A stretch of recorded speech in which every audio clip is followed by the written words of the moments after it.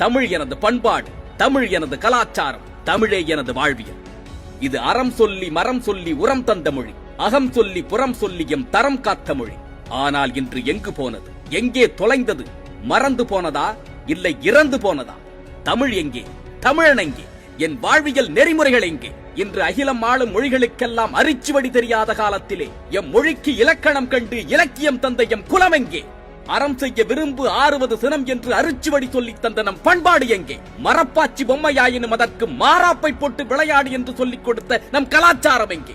ஆங்கிலம் தான் சிறந்தது, ஆங்கில கல்வியே உயர்ந்தது என்று தமிழன் ஏற்றுக்கொண்டானோ அந்த புள்ளியில் தொலைந்து போனது நம் பாரம்பரியம். அதில் இருட்டடைப்பு செய்யப்பட்டது நமது வாழ்வியல். என்று மடியும் எங்கள் அடிமையின் மோகம் என்று கூறியது போன்று அடிமைத்தனத்தில் மோகம் கொண்டு, ஆங்கில நாகரிகத்தில் மோகம் கொண்டு தன் சுயத்தை இழந்து சூரியமாகி நிற்கின்றான். இப்பொழுது புரிகிறதா?